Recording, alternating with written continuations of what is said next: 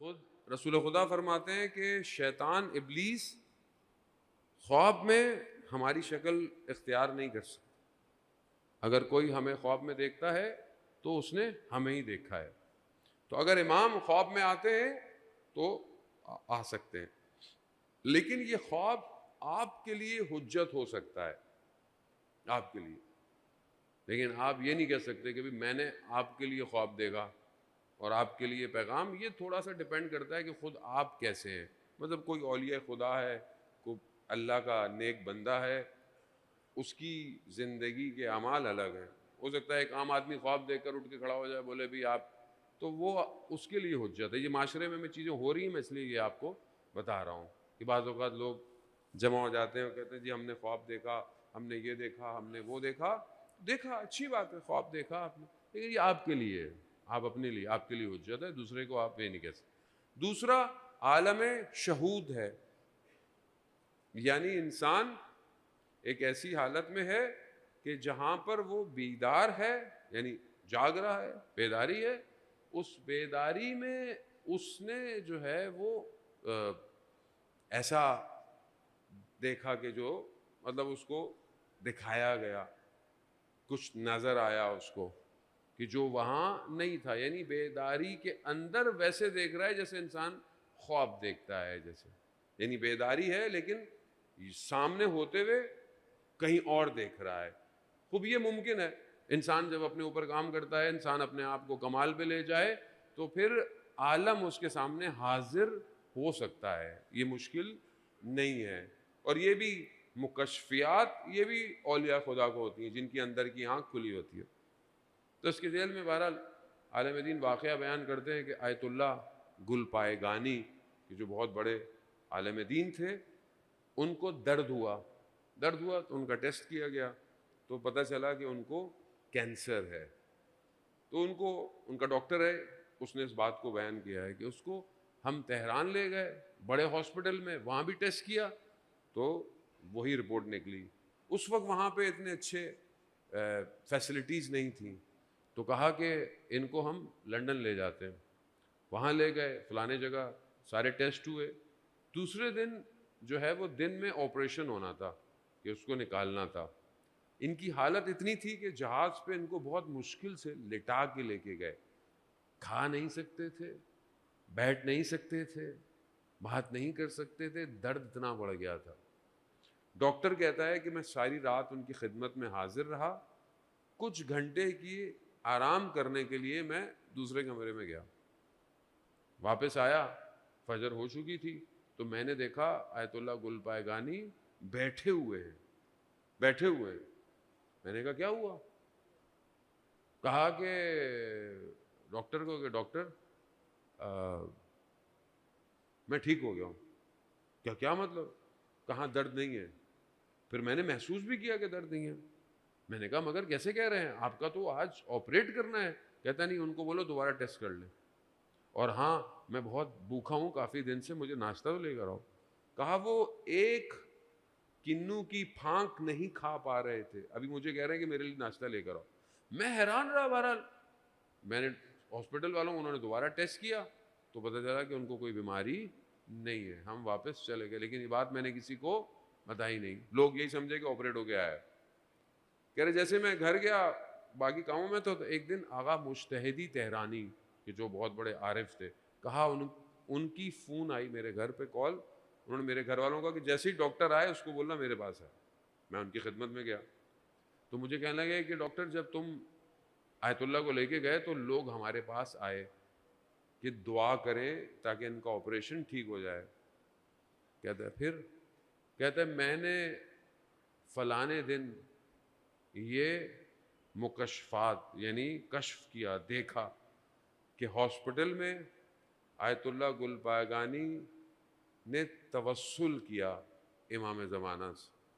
تو میں نے دیکھا کہ امام ہاسپٹل میں ان کے پاس حاضر ہوئے، ان کے سامنے آئے، ساتھ آئے اور ان سے کہا کہ مولا بہت تکلیف ہے، مجھے شفا دلا دے.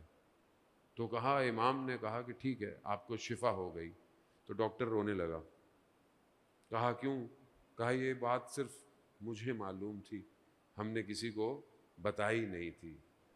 کام وہاں ہوا، نظر انہیں آ رہا ہے. خوب یہ ممکن ہے کہ کوئی اس مقام پہ پہنچ جائے. تیسرا آپشن کیا ہے کہ کوئی امام سے ملاقات کرے بیداری میں مگر امام کو پہچان نہ پائے.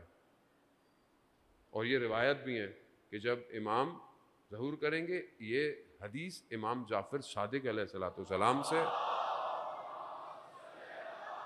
محمد یا امام سے حدیث ہے. امام خود فرماتے ہیں کہ لوگ انہیں دیکھیں گے مگر پہچانیں گے نہیں. امام کے لوگ دیکھیں گے اور انہیں، اور جب ظہور ہوگا تو کہیں گے ہم نے ان کو دیکھا تھا. خوب یہ تھرڈ آپشن ہے. اس میں کیا ہوتا ہے کہ اس میں انسان دیکھتا ہے امام ہے، ملاقات بھی ہوتی ہے، بات بھی کرتا ہے، لیکن نہیں پہچانتا. جب تک امام نہ چاہیں کوئی پہچان نہیں سکتا. اور بہت سارے واقعات علماء کے، لوگوں کے ایسے موجود ہیں کہ جہاں پر امام تشریف لائے ہیں، امام کو پکارا ہے، مدد کی ہے، لیکن امام کو پہچانے نہیں ہے. چوتھی جو ہے اس میں اختلاف پایا جاتا ہے کہ کوئی شخص یہ کہے کہ میں نے بیداری میں امام سے 1 to 1 ملاقات کی ہے اور وہ اس کا دعویٰ بھی کرے.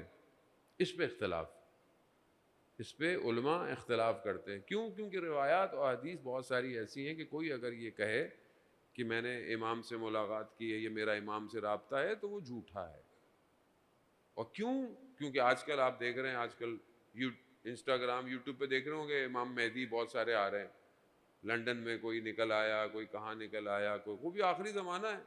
یا مثلا کوئی شخص اپنی دکان کھول کے بیٹھ جائے کہ بھائی میرے پاس آؤ، میں امام سے ملتا ہوں. ہمیں بھی لوگ میسج کرتے ہیں، مولانا صاحب آپ کے لیے امام نے پیغام بھجوایا ہے.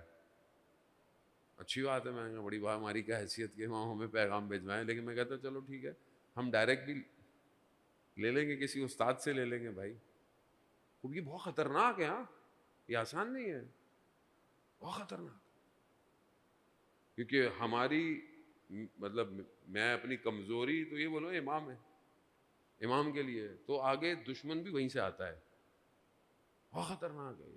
اسی میں آدمی ٹریپ ہو جاتا ہے. کوئی آپ کو بولے امام کے لیے، امام کے لیے، امام کے لیے، بعد میں کچھ اور نکلے تو وہ خطرناک ہے. اس لیے بہت احتیاط کریں. خاص طور پہ جوان اپنے آپ کو پاک کریں تاکہ حق خود نظر آئے، نور خود نظر آئے. دھوکہ نہ کھائیں. تو آخری زمانہ ہوگا، فتنہ بہت زیادہ ہوگا، جھوٹ بہت زیادہ ہوگا، دھوکہ بہت زیادہ ہوگا. جو صحیح ہوگا وہ ہدایت پائے گا. ابھی اس دور میں ہمیں اس سسٹم کو دیکھنا ہے کہ جو امام کی طرف جا رہا ہے. ابھی ہمارے لیے حقانیت اور حق کا راستہ وہ راستہ ہے کہ جو امام کی طرف لے کے جا رہا ہے. اور عزیزان محترم، کوئی راستہ نہیں ہے سوائے خالص، خلوص، شجاعت ترین مجتہد کے علاوہ کوئی راستہ نہیں. کوئی بیٹھا ہوا کسی کونے پہ پہاڑوں میں بولے کہ جی میرا امام سے رابطہ، اچھی بات ہے، امام سے رابطہ رہے، لیکن امام کو کیا مل رہا ہے؟ امام کو وہاں سے مل رہا ہے کہ جو آج کے دشمن کو للکار رہا ہے. حسینیت ترس یہی دیتی ہے کہ اپنے وقت کے یزید کو للکارو، تب پتہ چلے گا ہاں تم امام کا ساتھ دے رہے ہو. کیونکہ ابھی جنگ جو ہے وہ جنگ نہ بارود کی ہے، نہ میزائلوں کی ہے، نہ تمدن کی لڑائی ہے. تمدن. اور سب سے بڑا خطرہ مغرب کو، استعمار کو اسلام کے تمدن سے ہے.